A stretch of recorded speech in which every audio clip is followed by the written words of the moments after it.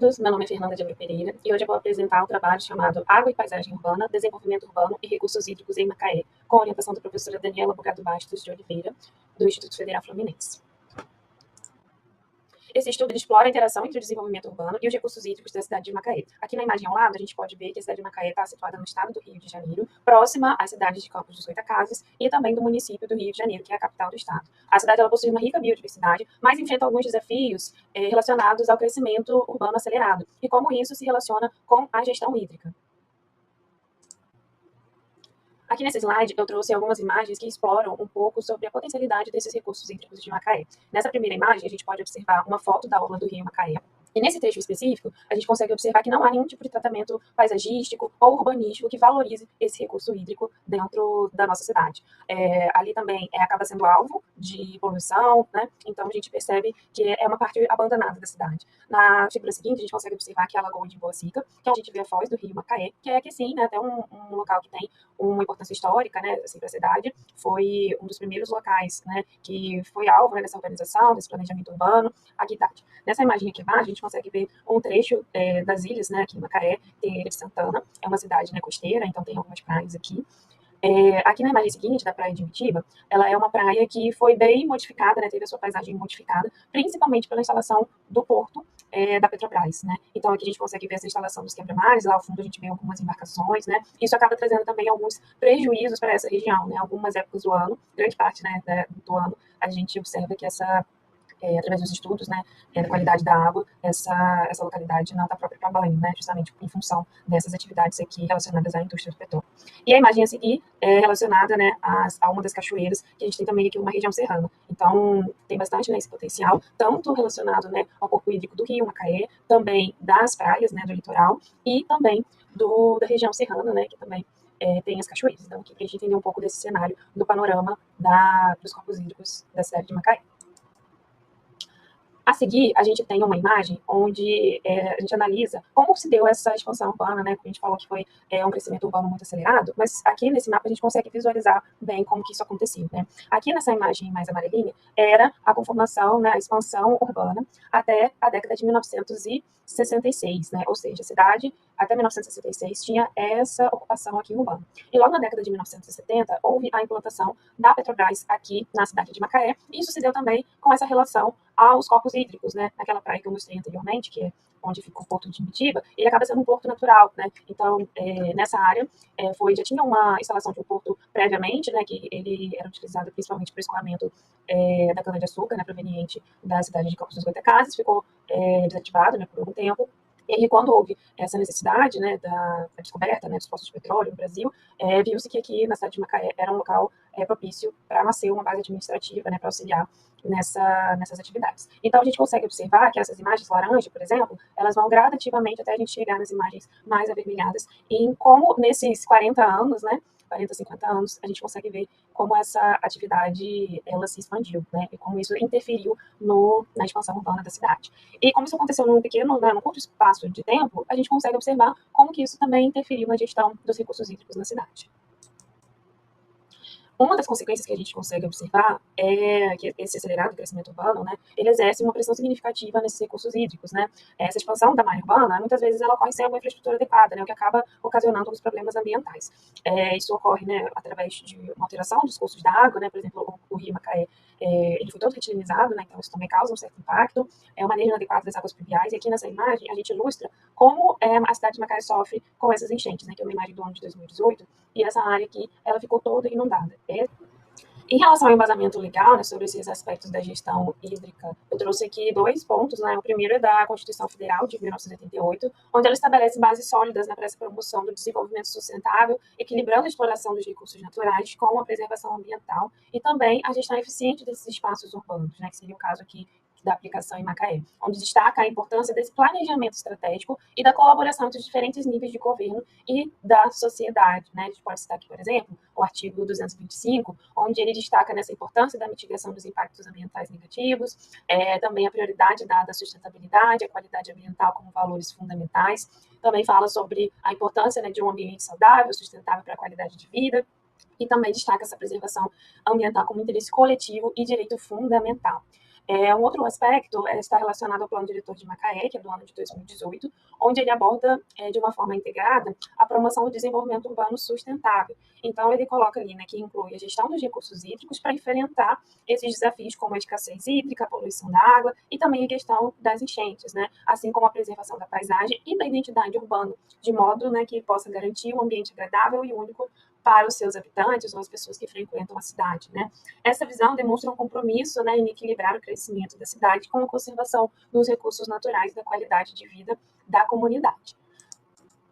No entanto, a gente consegue observar que, apesar dessa legislação abordar a paisagem de uma maneira mais abrangente, ainda cabe algumas melhorias específicas. A gente observa que ainda existem algumas lacunas, né, relacionadas a essa aplicação, né, mais específica e alguns mecanismos mais eficientes para tratar esses conflitos, né, entre as atividades econômicas e a gestão ambiental. Por exemplo, uma das discussões que a gente consegue observar aqui existe, né, interesse da instalação de um porto aqui na cidade de Macaé, porém existe toda essa questão também ambiental desses impactos, né? Existe também, por exemplo, esses investimentos, né, na geração de energia, né, principalmente voltada, né, para a termoelétrica, porém isso também tem um consumo, né, de água, então como que essa gestão está sendo realizada, né? E aqui para demonstrar um pouco sobre essas fragilidades que a gente cita, eu trouxe aqui algumas imagens, né, onde a gente consegue observar como que esses corpos hídricos também têm sofrido com essa poluição, né? Além da gente poder observar naquela imagem que eu já mostrei, a questão das enchentes, que é uma problemática muito urgente aqui na cidade. Então, a gente coloca, né, que se identificou que a expansão urbana e as mudanças da morfologia da cidade impactaram diretamente nos recursos hídricos, afetando o ciclo hidrológico, a qualidade da água e também a ocorrência de inundações, né? Foram detectadas as áreas críticas, né, de permeabilização do solo, que também contribuem para o aumento das enchentes urbanas, né, além da existência de regiões mais suscetíveis a problemas como inundações, poluição hídrica e a falta dessa infraestrutura adequada para a drenagem urbana, né? Aqui na cidade a gente consegue observar que, naquele mapa anterior, né, a gente pode observar que, primeiramente, houve uma expansão urbana no litoral, né? E depois que esse litoral já estava mais ocupado, ele foi se adentrando para a cidade, né? E aqui tem uma característica onde essa parte mais central, né, mais ao interior da cidade, que é a área que está disponível para essa expansão urbana, é também justamente a área onde está mais suscetível a essas enchentes, justamente por ser o caminho, né, da bacia hidrográfica, né, que ela encontra para poder desaguar lá no rio. Então a gente enfrenta esse desafio, então a gente observa que há um interesse em expandir para essa área, mas a gente entende também que, além dos problemas já vivenciados hoje, a gente tem uma expansão urbana direcionada para essa área, que também tem essa tendência a, a ser essa área, né, de escoamento de água. Então, a gente precisa pensar em algumas soluções, né, em como que vai ser feito essa expansão, como que será feita essa valorização da paisagem e como também a gente pode garantir esse meio ambiente equilibrado. A gente também pode citar aqui a ocorrência, né, de fenômenos extremos, né, justamente causados por esse desequilíbrio ambiental. Então, a gente também consegue observar que existem algumas deficiências nas políticas de planejamento urbano e na gestão dos recursos hídricos. E com a identificação dessas lacunas nas políticas atuais, é necessário, né, a gente entende a proposição de melhorias baseadas em boas práticas, né?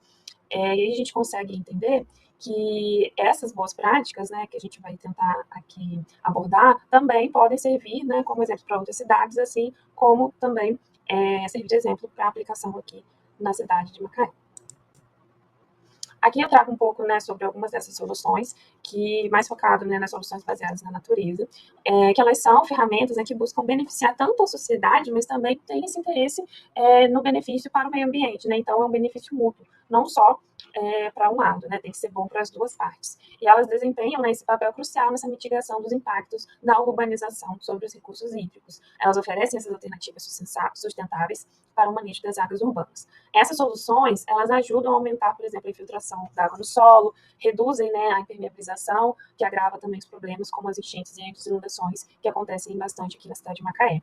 Além disso, né, elas podem propiciar a restauração de áreas naturais, como margens de rios e zonas úmidas, né? Contribui também para a regulação desse ciclo hidrológico, melhorando a qualidade da água, aumentando a capacidade de retenção das águas pluviais. E aí também a gente percebe que, ao integrar a natureza ao planejamento urbano, a gente consegue criar cidades mais adaptáveis a essas mudanças climáticas que têm ocorrido cada vez mais frequentes, né? E com sistemas hídricos mais eficientes e sustentáveis.